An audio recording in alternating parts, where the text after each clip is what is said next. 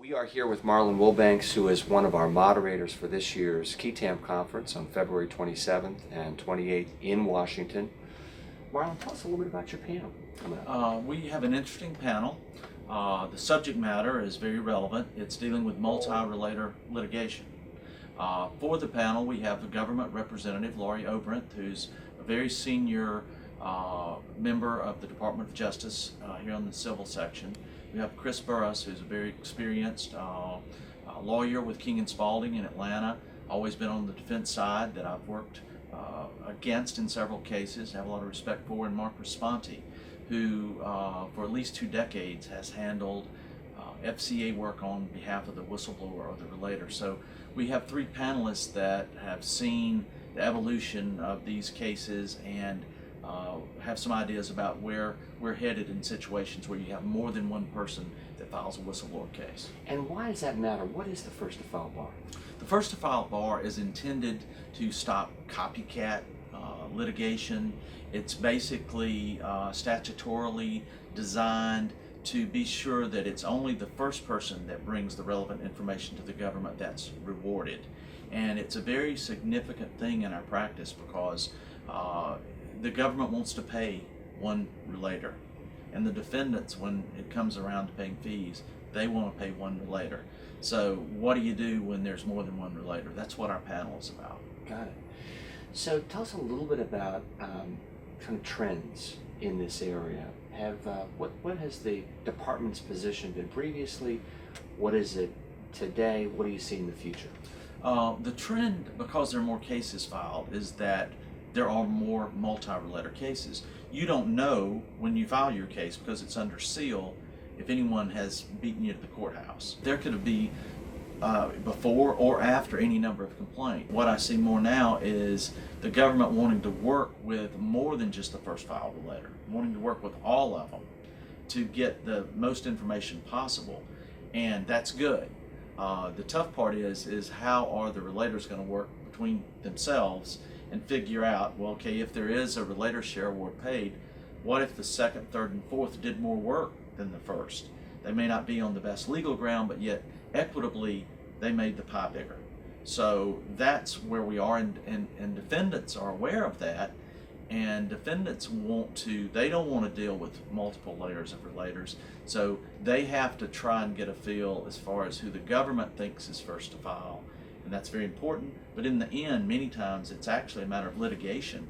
It's not just you could file first, but there'd be a defect in your complaint, so that a subsequent filed one may actually have the only valid legal complaint that's pending. So there's a lot of moving parts of it, but it's going to happen more and more because more people are filing FCA cases. So first to filer might have an incentive to actually negotiate with the other relators kind of downstream. Absolutely, because sometimes in a football analogy, you can get Mr. Inside and Mr. Outside. You may have somebody that's an insider from a corporate position, but these other whistleblowers have worked at locations everywhere else, so that helps the argument that it's a corporate-wide scheme. Might make the case bigger. Might make it bigger. Might make it national as opposed to local. Got it. And talk to us about the defense bar. How do they see kind of the multi-relator type cases as opposed to a single relator case? Yeah, I think it creates for them both opportunities and problems. The problems are, as I mentioned before, that it kind of where there's smoke, there's fire, and there are different people bringing different pieces of evidence to the government that can make it a strong case for the whistleblower. The opportunity is that it really gives them a chance to learn a lot about the case and a lot about the facts from different people that may help them defend regardless of who is first to file. And it also gives them a real chance to kind of pit the relators against each other sometimes, particularly in situations where they're trying to figure out who the defendant should be dealing with, who they should pay attorney's fees and cost at the end of the case. It's an interesting dynamic. It's very fact-driven, but defendants are well aware that there have been legal battles between the whistleblowers and whistleblower lawyers over this very issue, and so is the DOJ. So from the government standpoint, what they want is everybody to play nice. And is it in the relator's interest for everyone to play nice on their side? It is because it's two answers to the same question.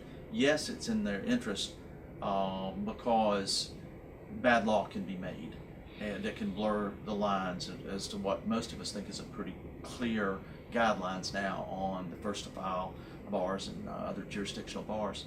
But some people are unreasonable. The government can't do anything to force it. What the government does have to do sometimes to help parties reach an agreement is come out and give their opinion. It's not up to them. They're not the judge, but who they believe provided the first information on the covered conduct that they're focusing on in the case. And sometimes that helps lawyers who are saying this is about my client's case, and the other ones know it's about my client's case, because the government also only wants to pay one relator and a multi-relator party if it's on the same cause of action. And it might give Relators Counsel some cover. Absolutely. In dealing with their client. Absolutely. Yep. Marlan, thank you. Thank you. And we look forward to seeing each of you in Washington on February 27th and 28th, 2020 for this year's Qui Tam conference. You can register at the Federal Bar webpage at fedbar.org.